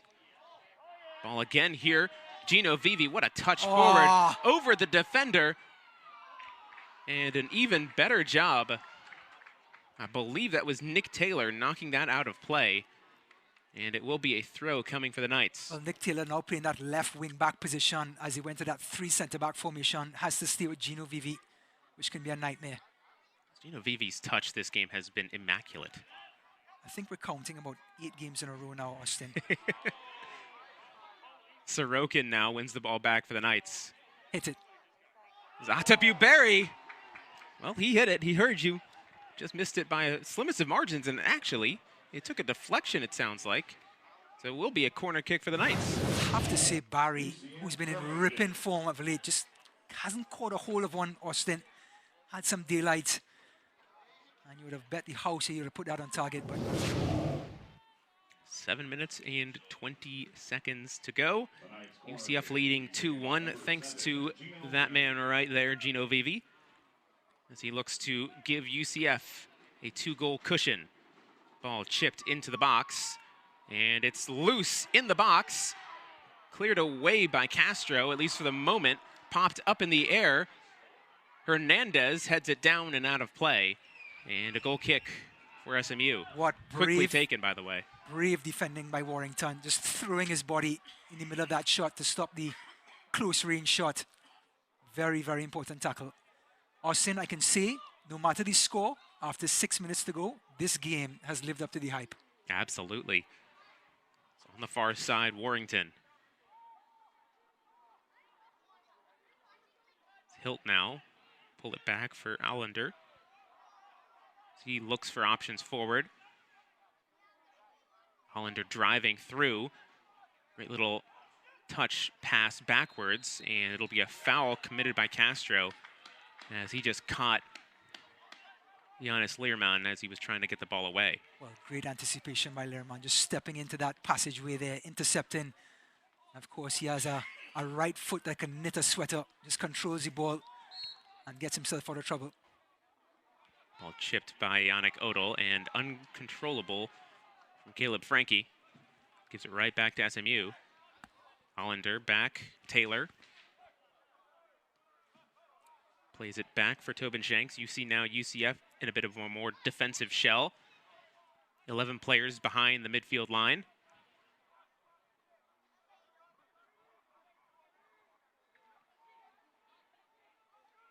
You're holding on to a 2-1 lead. This is the time to bunker if you're UCF. Oh. Pressure's got to come here from the Knights. Shot, it's going to be blocked. Looked like Allender had the shot. Hilt now. Tries to thread it through. Villalobos intercepts, at least for the moment. Simonsen. It's going to be intercepted. Here's Idrach. Picks his head up. And here comes Gino Vivi. It's Vivi against Tobin Shanks.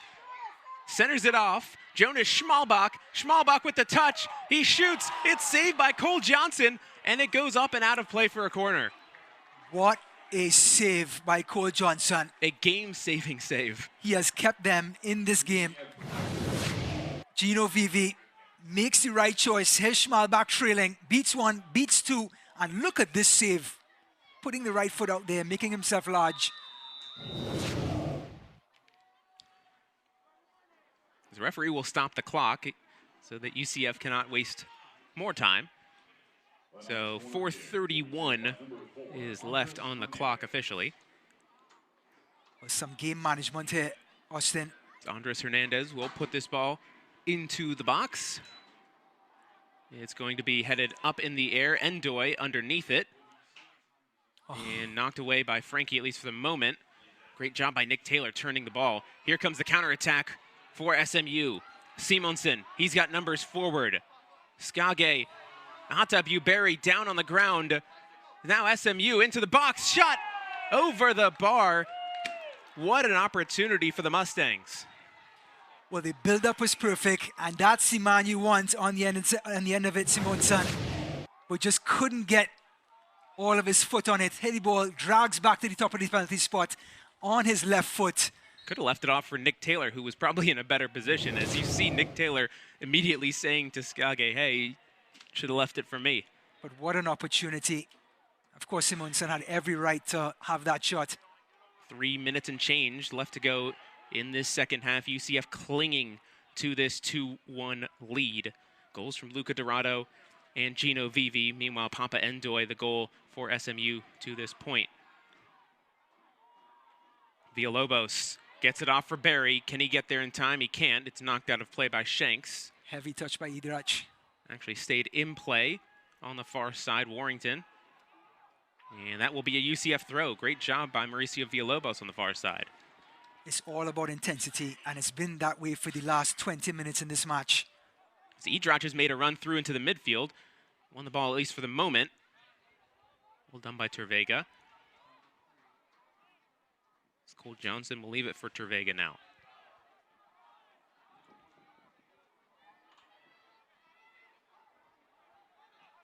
Back with Tervega into the midfield. Costa, a lazy pass. And UCF will capitalize and get back possession. Villalobos now. He'll drive forward. Looks out wide for Atabuberi. Smart thing to do would he just take it to the corner. And there goes Mauricio Villalobos into said corner.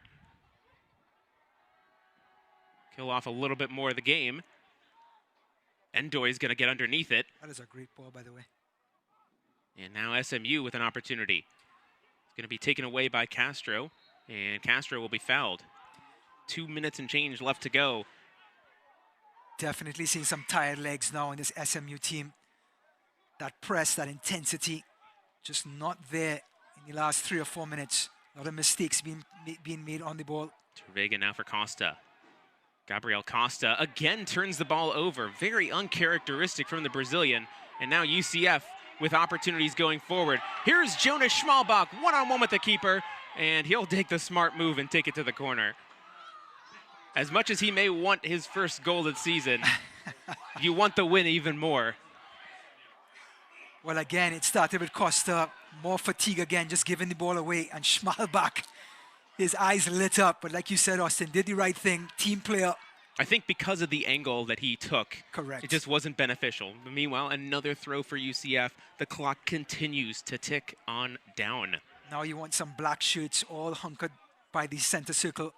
Turned over. Simonsen now battling with Caleb Frankie. Endoy just cleared down by Hernandez. Smart move there, just getting it cleared their lines. Here's Warrington. Costa. Costa directing traffic. Here's Nick Taylor now. Taylor going against Caleb Frankie. Frankie wins the battle, and UCF maintain possession. Edrach clears downfield and clears the lines with 38 seconds to go. Wow, great stuff by Lehrman, stepping in and covering his wing back. Shanks, long ball, looking poked up in the air. Vivi unable to get to it. Costa with it now. He looks, long ball, headed down by Yoni Sorokin. Ball again into the area. And it's going to be cleared by Beto Edrach. Only for a moment. Can't clear it as far. And UCF will concede a free kick. But the clock continues to move. SMU shot from distance. And it's going to be cleared up in the air. And UCF hang on and complete the comeback. A massive win at home to send off the seniors, as they have now beaten SMU twice this season, from 1-0 down to 2-1 winners. The Knights pull off the comeback. Well, the star man, Gino Vivi, there he is, having the winner. And what a comeback by the Knights. SMU has done everything. They played their part. Some sad faces, some hanging heads. The Mustangs came in here and played a great game, a lot of fight. But the Knights in the end catching them on a sucker punch, a counter-attack goal. As you see Barry, Yannick Otel, a lot of congratulations. And what a game, it lived up to the hype. Yeah, interesting last couple seconds with that free kick being conceded, no stoppage of clock. Really made things interesting at the end. But UCF hang on, and we will go ahead and take a break. Stick with us though, because we'll come back with highlights of the entire game as well as stats to break it all down here on ESPN+. Once again, UCF 2-1 winners over SMU. Stick around. We'll be back in just a bit. Baseball is back, and T-Mobile is your ticket to the game. Because at T-Mobile, customers get a free MLB.tv subscription. From home to home plate, follow all the MLB action this season with America's largest and fastest 5G network.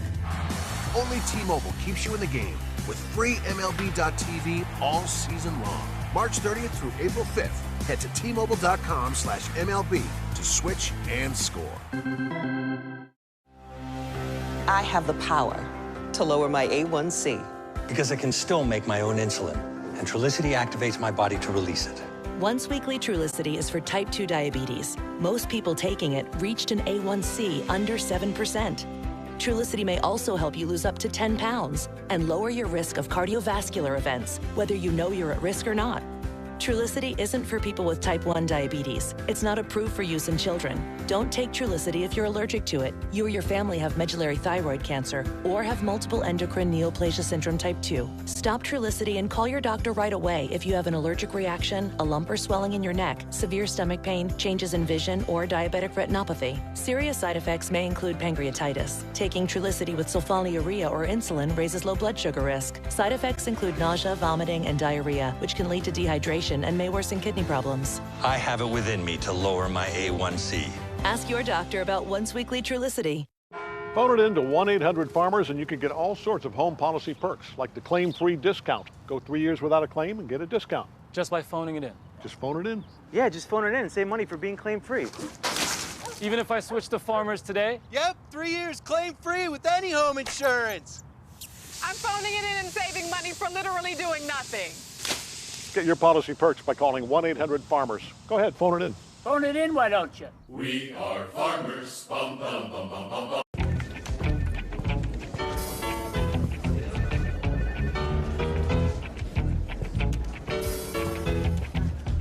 Oh, it's your thing. Do what you want to do.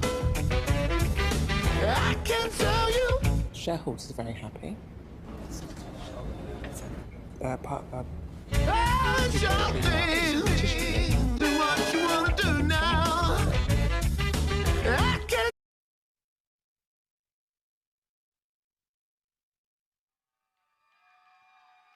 as we look at a very happy Scott Calabrese and crew on senior day. The UCF Knights come away victorious 2-1 over the SMU Mustangs. Once again, my name is Austin David, here with Ryan Davis. And Ryan, UCF came into this second half 1-0 down. They battled. Luca Dorado got his first goal as a Knight.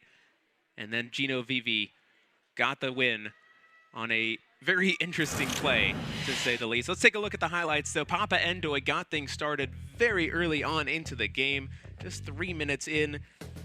And Papa Endoy gave SMU the lead. From that point on, SMU was being very, very aggressive when it came to their pressing. And UCF just couldn't seem to find any accurate shots. Correct. Totally took the Knights out of their rhythm, and the SMU sort of punched them in their face, if you will, and took them right off of their axle. There's Costa flashing that ball right across the goal again. And Luca Dorado finally gets his goal. The Brazilian doing everything right, and it pays off. It's a well-deserved goal for sure. His first goal in the second to last game of the season. So you see UCF finding their rhythm, finding their confidence as they went through. Here is the second goal for UCF. A misplay by Knut Allender gifts the goal to Gino Vivi. He had to do the work to finish it off, all things considered. Finishing goals is the hardest thing to do. It is, and he made it look so easy. There he is there. He's been the biggest threat for the UCF in the final third this season. And what a timely goal it was to win this game, a crucial game, a pivotal game against SMU. Absolutely. You see the match summary here. It's funny because we talked about Gino Vivi to Scott Calabrese just yesterday, and he said just how important he was to everything they do offensively, and it certainly showed today. Yeah, he could take players on, create space for other players.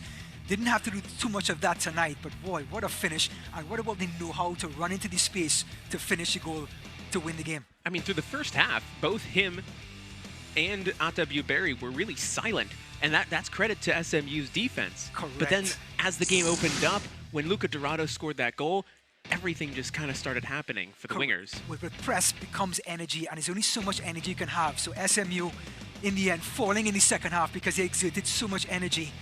And of course, you see 15 shots to 11. Shots on goal 4-4, and fouls pretty even at 11 each. It's a very even game, all things considered. UCF had a better second half. SMU had a better first half, but it's the second half that counts ultimately because that's going to be what wins you games. Well, we call the second half the coach's half, and we've seen UCF in the last 3 games having big second halves, much to this man, Coach Calabrese, who of course advises them at halftime. 5 in a row now for the Knights as they head into their final game of the season at Memphis. It puts them in a position now to potentially host the semifinal game on Thursday, April 15th for the American Athletic Conference tournament. But we will see how it all plays out. UCF has actually played one more game than all the other teams, so they need a few other results to go their way. But this one tonight is massive, all things considered. Yes, Austin. So my advice to you is to keep the 15th open, Austin, because you might be right here with me calling that game for the semifinals. Well, that will do it here for the UCF Knights regular season here at home. We will see if they are back here once again. But, Ryan, it's been a pleasure throughout this season, and what a great day to cap off senior day with a 2-1 win. Thanks you to everyone who has been a part of the production for UCF Soccer throughout the season. And for Ryan Davis, my name is Austin David, saying so long here from the UCF Soccer Complex in Orlando, Florida, where the final score is UCF 2, SMU 1. Thanks again. Have a good night.